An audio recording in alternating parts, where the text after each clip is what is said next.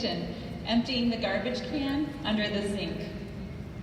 Earlier that day, we learned that our unit had finished as not only the #1 unit in the Diamond Division, but as the #1 unit in the whole nation.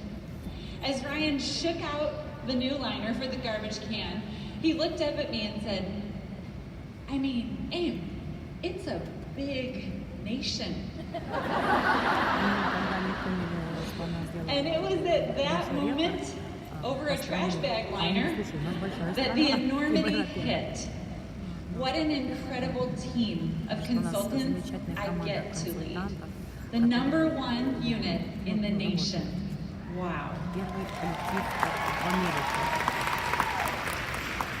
Mary Kay came into my life almost 30 years ago.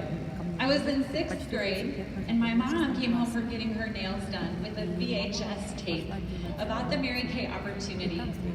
I remember there was a woman with big blonde hair and bright red lipstick on the TV screen in our kitchen. As my mom watched, my sister and I rolled our eyes and quietly walked out of the room.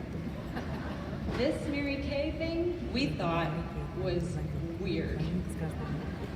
Up to that point, we'd led a very normal life.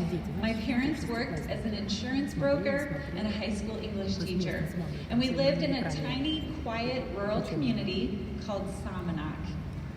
However, my mom's brother, my Uncle Jeff, was working for IBM in Rome. He was only in Italy for 2 years, and my mom really wanted to take us to see him, but there wasn't enough money. She decided to start her Mary Kay business in August, and the following July, we all went to Europe for 2 weeks. When I first started my Mary Kay business, I was newly married. I had just finished my master's degree in English literature. I was teaching high school English, like my mom, in a small farm community south of Chicago, and I was coaching volleyball and basketball. About 5 months after our wedding, I began to feel the need for something more. I loved the high school students that I worked with, and I loved teaching, but I needed friendships with healthy adult women. My husband at that time was teaching at a private Catholic high school, and cash was not plentiful around our home. Finally, in looking back, I realized that I wanted a challenge. The monotony of waking up, going to school, going to practice or a game, coming home to take a walk or watch TV, and then doing that same thing day in and day out and day in and day out was driving me crazy. I needed something to be excited about, something that challenged me to grow, something new. So I met my mom for dinner at a Pizza Hut in Streator, Illinois, and I told her I wanted to start building my Mary Kay business. It was the only thing I could think of that was flexible enough to work around my crazy coaching and teaching schedule, but also met those other needs. No one would have hired me for a part-time job if I told them I can work a lot this week, but not any next week. And that was the beginning of my journey with Mary Kay. For almost 30 years, I have been immersed in the Mary Kay culture. I quite literally have a lifetime of memories and lessons learned from this opportunity. One of the most important is that the only way to truly succeed in life is to be fully me and not like anyone else. You see, though I had grown up in a Mary Kay home, entering the Mary Kay culture as a new consultant and then as a new sales director challenged me deeply. For the first few years, I constantly compared myself to everyone around me. When exposed to the sequins, the bright lights, and the overpowering enthusiasm of all of these Mary Kay leaders, I wondered secretly if I had what it took to succeed here. You see, I didn't relish creating or attending huge events or parties. I get worn out by too much people time. For me, doing the work of achieving a goal is much more comfortable than celebrating the victory. I've never seen myself as a salesperson. I get really nervous when I have to do a lot of small talk. and I certainly wasn't excited about winning glitzy prizes. I just didn't seem to be like so many of the people around me. After one particularly challenging season in my Mary Kay leadership journey, I had a tearful and life-changing conversation with National Sales Director Glenda McGuire.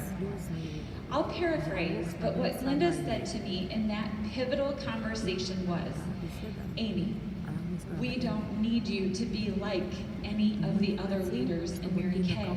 We already have them. We need you to be you." So many consultants and directors in our Mary Kay world will benefit when you lead with excellence in your way, using your strengths and your gifts. So cautiously at first, and then with more and more confidence, I took Glenda's advice to set goals and to work in a style that fit me. I focused on what I did well. I spent more time on the parts of our business that I could control. And each day, I became laser focused on simply getting to the next step that I could accomplish. And I continued to do that each day, each week, and each month. I invested tons of time and money in growing myself, and as I grew personally, so did my customer base, my team, and then the size of my unit. I just took the next small step over and over and over again. As Dave Blanchard writes in his book, "Today I begin a new life." This is the clay that I have been given to craft my life. This is my unique clay. I don't get someone else's clay, and they don't get mine.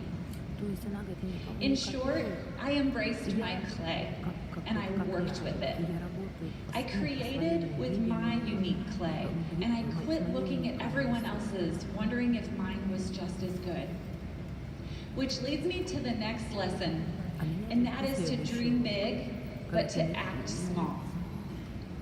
For the last 18 years, when no one was around and no one knew, and it didn't seem to matter or to create that much growth really, I focused on small daily efforts. I've written thousands of 6 most important things lists before going to bed. I've made thousands of booking contacts. I've held thousands of selling appointments. I've shared the Mary Kay opportunity with thousands of women. I've had thousands of one-on-one coaching conversations with consultants.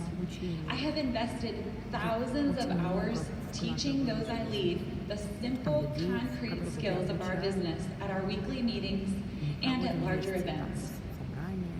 On any given day, none of these small steps really made that big of a difference.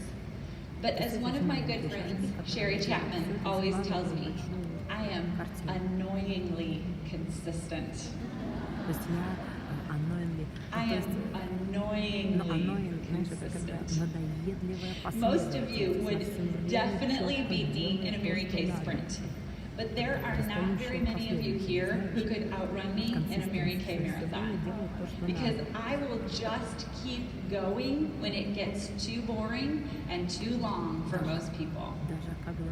Especially at the beginning, as I was working at my own pace, in my own introverted style, nothing too big and nothing too flashy happened.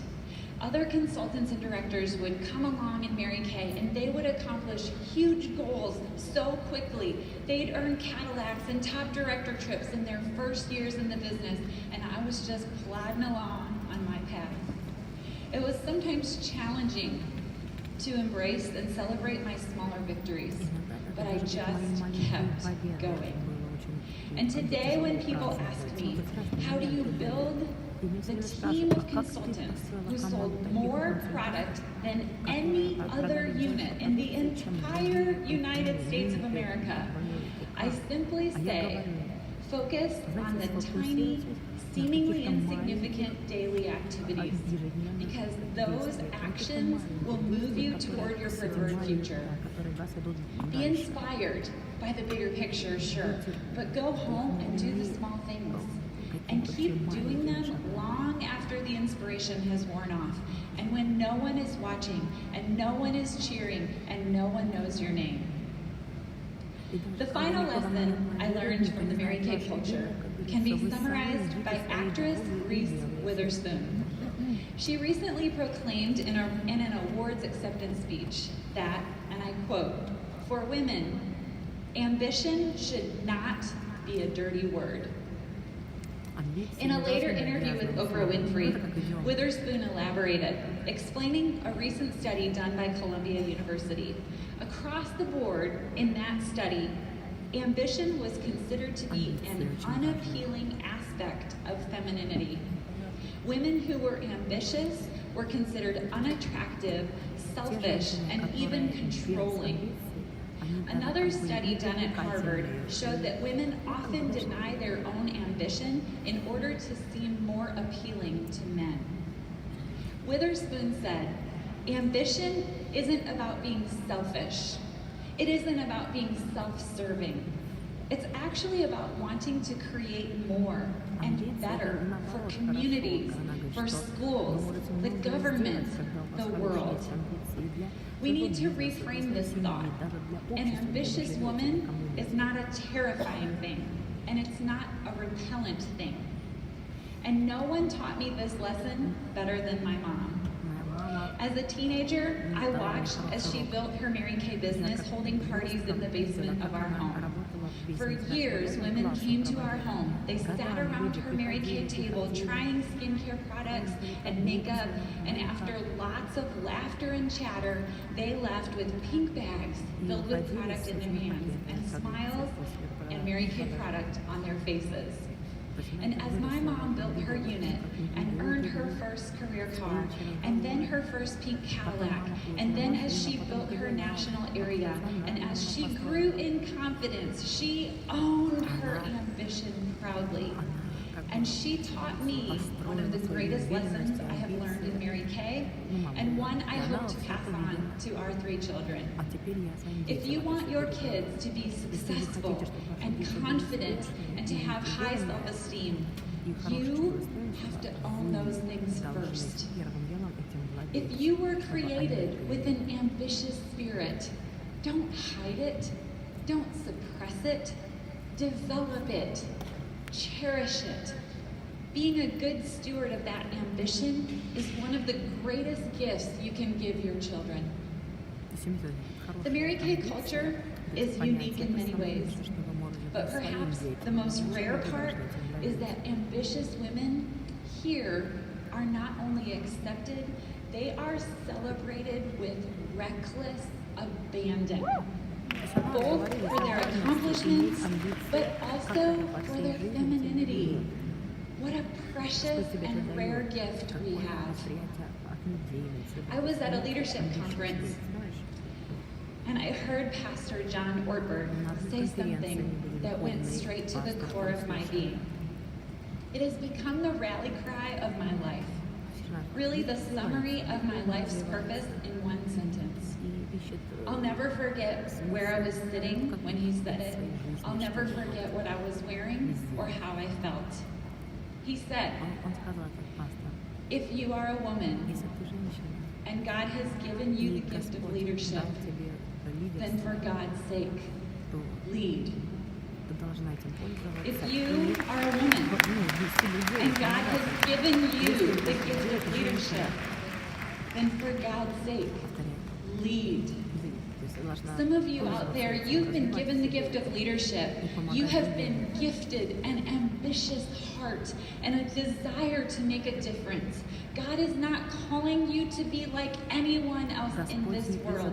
He is not calling you to accept where you are if it is not His best for your life.